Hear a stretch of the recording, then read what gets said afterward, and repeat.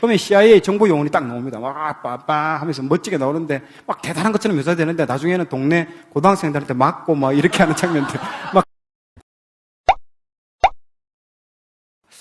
자, 에스더는 제일 많이 나오는 단어가 잔치입니다. 잔치. 왕의 잔치, 왕후 등극 잔치, 에스더 잔치. 이놈의 잔치 너무 많이 나옵니다. 처음부터 끝까지 잔치 이야기입니다. 또 이 잔치는 천국에서 비유를 많이 하죠. 잔치할 때 그 비유도 많이 하고요. 그래서 모두 죽는 것에서 독립되어서 기뻐서 잔치하는 거죠. 구원받아 천국 가는 비유죠. 다음 장 보시면 이제 오늘 이제 에스더는요 영화 같습니다. 어떻게 보면 영화의 시나리오처럼 되기 때문에 도입, 발단, 전개, 위기, 절정, 카타르시스, 결말로 해서 제가 나름대로 이제 플롯을 구성해가지고 한번 진행을 좀 색다르게 한번 해보려고 합니다. 그 중에서 이제 여러분들 도입, 설정 이 부분이 1장이 제일 중요합니다. 제가 그동안에 계속 성경을 어떻게 이제 읽느냐가 중요하다고 했는데 1장에 모든 정보들이 다 있다라고 이걸 천천히 읽어보셔야 된다고 계속 말을 했는데 그동안 책이 너무 두꺼워가지고 시간이 없어서 좀 못했는데 오늘 날 잡았습니다. 오늘 이거는 1장을 조금 천천히 한번 짚어가면서 어떻게 하는지를 한번 보여드리도록 하겠습니다. 그래서 읽어야만이 1장을 이해해야만이 뒤에 논리의 비약이 안 일어납니다. 그래서 아주 잘 쓰여진 책입니다. 문학적이고 풍자적이고 반전도 있고 갈등도 있고 막 그렇습니다. 자, 1장은 이제 모든 정보의 바다입니다. 천천히 정독하고요. 설정과 캐릭터를 이해할 필요가 있습니다. 그래서 성경을 여러분 읽을 때는요, 지정의로 읽어야 됩니다. 상당히 지식적인 부분도 필요합니다. 성경의 내용들을 정보나 관련 배경들을 깊이 알아야 엉뚱하게 해석 안 합니다. 막 자기 중심적으로 해석하는 경우가 많이 발생하거든요. 그렇게 하면 안 되고요. 감정을 실어서 읽어야 됩니다. 하나님의 마음과 이 책을 쓴 저자의 마음을 깊이 체결하면서 읽고요. 내 의지를 들여 읽고 나서 내 의지를 들여서 그 말씀대로 살아내는 것, 이거 필요하다는 거예요. 지정의를 통해서 여러분들 성경 통독하면 여러분들이 놀라운 일이 날 좀 있습니다. 자, 에스더 1장 이제 들어가겠습니다. 왕에 대한 소개로 시작됩니다. 상당히 독특합니다. 이 일은 아하수에로 왕 때 있었던 일이니라고 딱 시작됩니다. 이 아하수에로 왕은요, 일반 세계사 책에서는 크세르크세스라고 나옵니다. 헬라어로 이렇게 되어 있고요. 히브리어 음력으로 아하수에로로 나옵니다. 저렇게 나오고요. 밑에 사진을 보면 이상한 사람을 나오죠. 저거는 이제 할리우드에서 만든 영화라서 그렇습니다. 예, 이게 이란이잖아요. 여기 페르시아는요. 미국하고 이란하고 사이 좋아요? 안 좋거든요. 할리우드에서는 저렇게 이상한 괴물로 저렇게 만들어 놨습니다. 예, 그렇게 일부러 그렇게 만든 거예요. 자, 그래서 이렇게 보고요. 자, 그 다음에 여러분들 주목하실 바에는 게 127지방이라는 부분들입니다. 127도를 다스렸다는. 그 끝에서 끝까지 가는데 2년이 걸린답니다. 그 정도로 어마어마합니다. 미국은 지금 주가 몇 개입니까? 50개. 유럽 전체 해봐야 주가 몇 개요? 50개가 안 됩니다. 미국, 유럽을 다 합해도 100개가 안 됩니다. 그런데 페르시아 127개 지방을 지금 다스리고 있습니다. 저자의 의도가 뭐냐면요. 이 영토를 부각해서 크다라는 거. 큰 나라, 강성한 나라를 지금 보여주고 있습니다. 보면 와우, 이렇게 감탄사가 나오게끔 일부러 유도합니다. 그래서 127 이렇게 딱 쓰는 거죠. 이렇게. 보통 사람도 127, 그래, 넘어가는데요. 대단하다는 겁니다. 그래서 성지순례 가봐도요, 페르시아 지역은 광각 렌즈 한 장으로 찍지도 못합니다. 어마어마하게 큽니다. 그 정도로. 그래서, 그리고 그 다음에 수산궁이라는 게 나오죠. 수산궁이, 여러분, 페르시아는 궁이 4개가 있습니다. 여름 궁전인 앙메다 궁. 지난 시간에 에스라에서 문서가 발견됐다는 궁이 있죠. 거기가 앙메다 궁입니다. 거기가 여름 궁전이고요. 이 수산궁은 겨울 궁전. 그리고 바벨론 궁전, 펠소폴리스 궁전이 있는데요. 예, 이 일이 지금 겨울에 일어나고 있다는 얘기입니다. 이 수산궁에서 일어나고 있다는 거예요. 그래서 3절에 보시면 모든 엘리트 집단들이 다 총출동합니다. 모든 지방관과 신하들이 다 모여서 그리스와의 전쟁을 준비하려고 지금 전략도 짜고 충성도 맹세하고 사기를 높이고 있는 그런 상황이라고 이런 보시면 됩니다. 4절에서 5절로 넘어가면요. 180일이라는 부분에 밑줄을 쫙 그으십시오. 이 저자는요. 6개월이라고 해도 되잖아요. 맞죠? 180일은 6개월인데 6개월이라고 안 하고 180일이라고 합니다. 왜 그럴까요? 어마어마한 날이다. 긴 날이라는 걸 강조하려고. 이 나라가 얼마만큼 대단한 나라인지를 와우, 헐, 어머나, 하면 이런 것들 계속 감탄사가 나오게끔 계속 유도하는 겁니다. 이 날짜를 지금 통해서. 180일 동안 공무원들이 다 쉬고요. 휴가를 다 주는 거죠. 그래도 조세가 들어오니까, 세금이 덜 내드니까. 대단한 나라는 겁니다. 180일 동안 지금 잔치하는 거예요.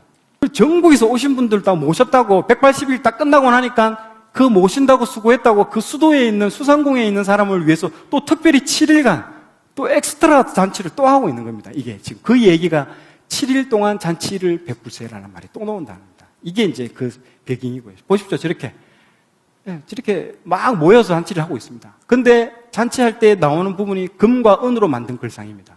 금도끼, 은도끼는 들어봐도 금글상, 은글상은 처음 들어보았습니다.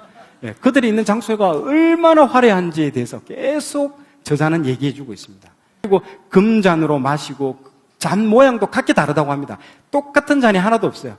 모두 수공업자들이 잔마다 수공을 다 디자인을 다 했습니다. 똑같은 잔이 없다. 화려한 것을 강조한 겁니다.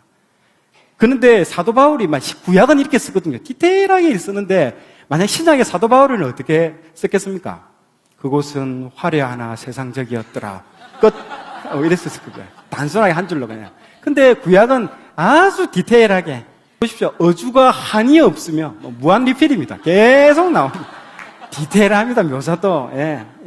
또 이제 보시면 9절에서 12절에 보면요. 왕후의 잔치와 왕후의 폐위 이야기입니다. 왕후가 너무 아름다우니 자랑하고 싶어가지고 내시를 통해서 왕후 좀 나오라고 합니다. 이 잔치에. 왕후 이름이 와스디입니다. 와스디는 이름 자체도 뷰티풀이랍니다. 아름답다는. 근데 왕후가 나오라는데 안 나와요. 여기서 문제가 발달하게 됩니다. 그런데 주목할 문구는요. 그 다음에 나온답니다. 왕이 주흥이 일어나서 이 말을 여러분 눈여겨봐야 됩니다. 지금 왕이 술김에 술이 취했다라는 겁니다. 이게. 그래서 이 말 이후에 일어나는 일들은요. 모두 술김에 일어나는 것들을 암시해주고 있습니다.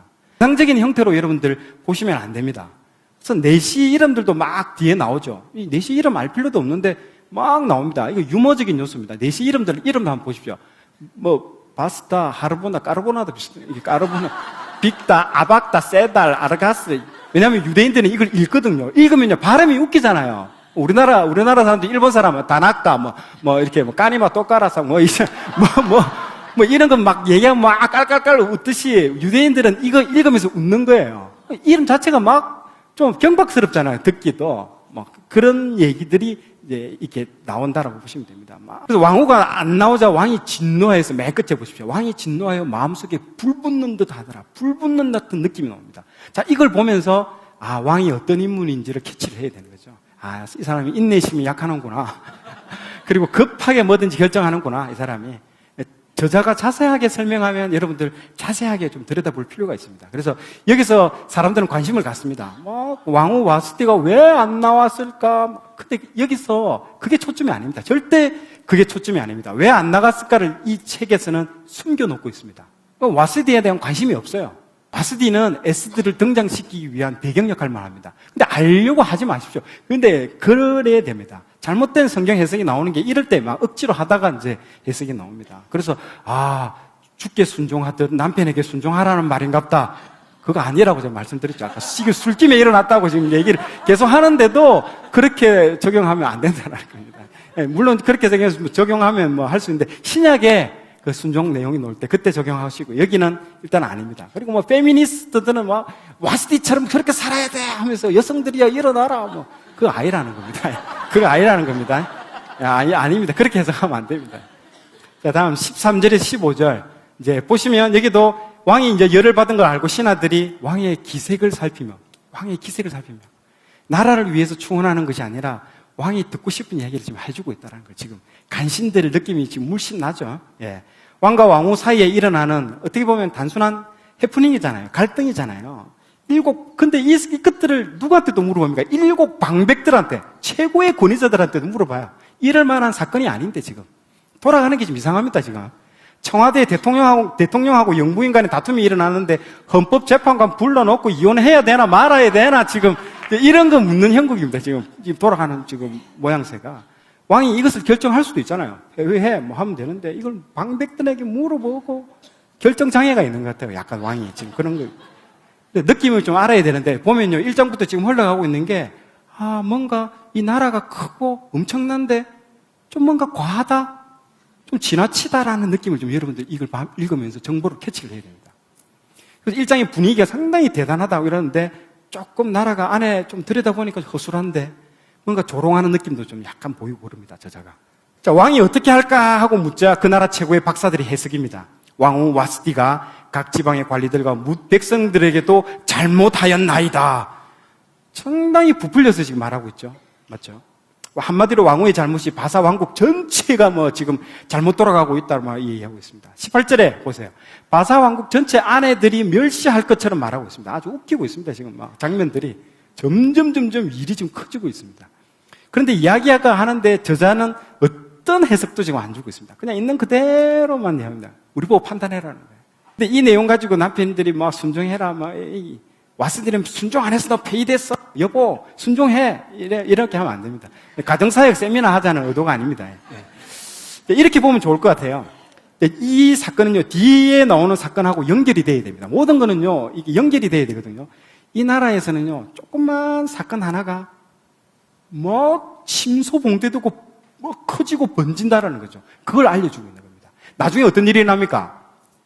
모르드게하고 하만하고 별거 아닌 인사 안 하는 문제 때문에 나라 전체를 그냥 그 민족을 전체를 다 죽여버리는 엄청난 크게 확대되는 일이 일어나요.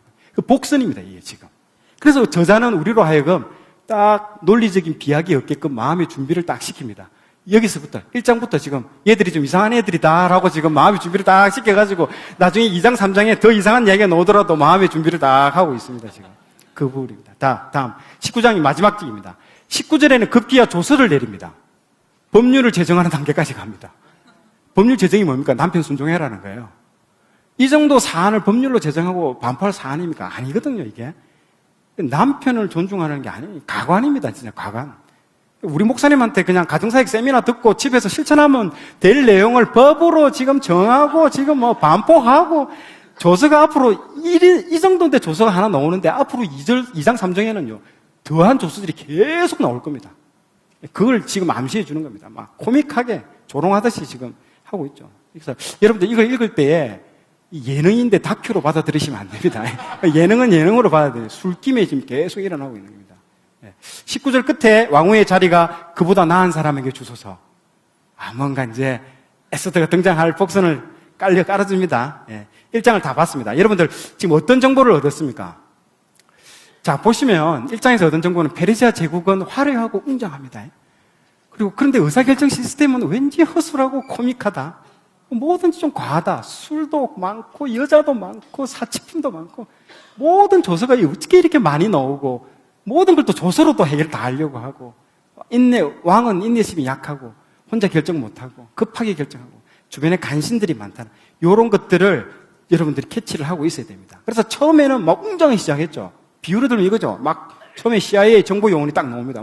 빠빠 하면서 멋지게 나오는데 대단한 것처럼 묘사되는데 나중에는 동네 고등학생들한테 맞고 이렇게 하는 장면들 그런 약간 웃기는 캐릭터로 여러분들 이해하시면 됩니다.